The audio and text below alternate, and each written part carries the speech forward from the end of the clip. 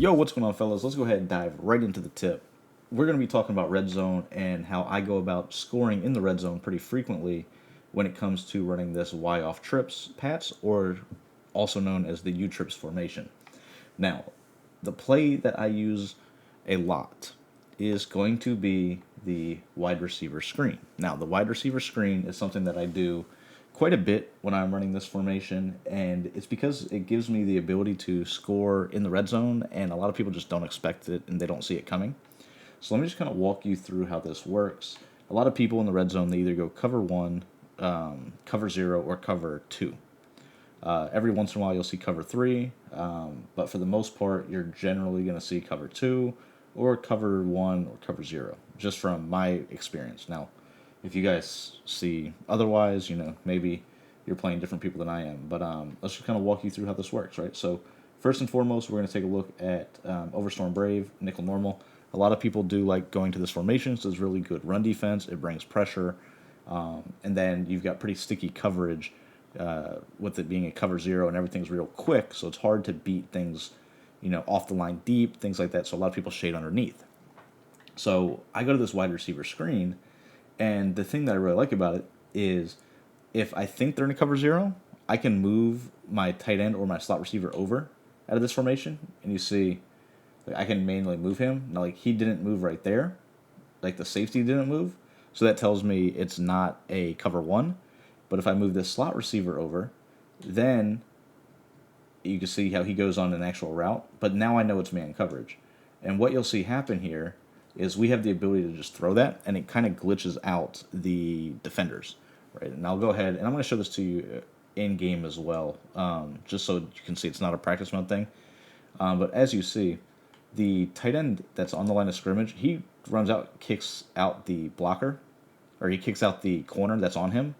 And then with the simple pass lead up, you see how we get a nice little rack animation to cut upfield? It dumbs out the outside corner that normally would be on this tight end, right? Because this player is manned up on Pitts right here. So when he blocks him, he is still manned up to Pitts. So he's not actually guarding the player we're throwing to. And as you can see, he doesn't really react until we catch the ball and get upfield, right? So that's against a cover zero.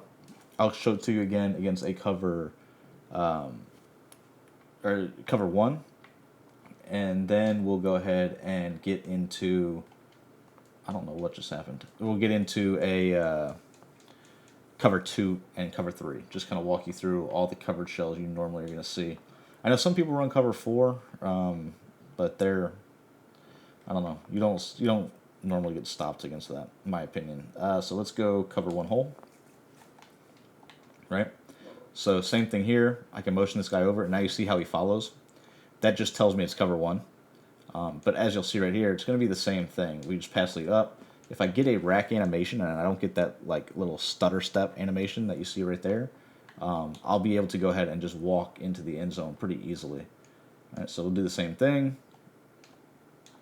There you got the rack animation, and we are good to go.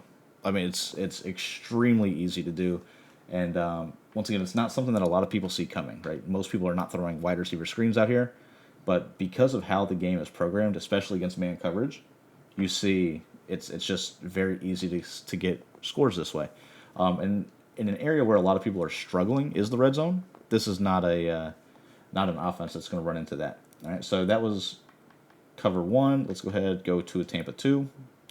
Now, Tampa 2 is a little bit different because we can't manipulate the left and the right. Like, we can't manipulate the safety or the corner. So you see, like, we motion, nothing changes, right? The D-line changes, but nothing else changes by default. So your best bet is to actually kind of just keep him there, or, and I'll show this next, to move this slot receiver over. But as you'll see right here, same thing's going to kind of work as long as the pass doesn't get swatted down. They'll get blocked, and it's just up for you to get a rack animation. So here we go. So boom, rack animation, cut up field. We get into the end zone. And I mean, this is, 2 yards out, 3 yards out. So like, I don't have to pick up a ton of yards. And then I also, if you guys have seen the ebook already, I use 3 tight ends. So I've got Pitts, Gronk, and Pete out here. So I'm going to fall forward more times than not. and I'm throwing it to a guy that's 6'8" and like I don't even know how big. He's massive, massive human being. All right, so as I mentioned in cover two, we have the ability to just glitch all zones, whether it be flat zones, hook zones, anything like that, right? We're going to motion over the slot guy, and you see how he goes out on a route? That means that if we roll out of the pocket, every zone that's not a deep zone will blitz. And we do that for the sole purpose of getting the zones to blitz, and then as long as we get an accurate throw, it'll be a touchdown every single time against a cover two.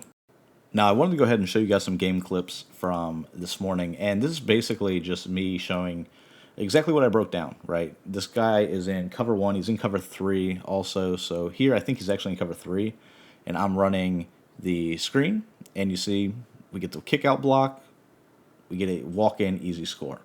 Now, this next clip is going to be the following possession, the very next possession for us, and you'll see he's going to come out in man-to-man. He's going to be in, I believe, cover one, and you'll be able to tell that by us moving that guy over and the safety following. So you see he's in man-to-man. So with that, we know this time I threw a high ball, but you could rack it and you'll get the same type of walk-in easy score.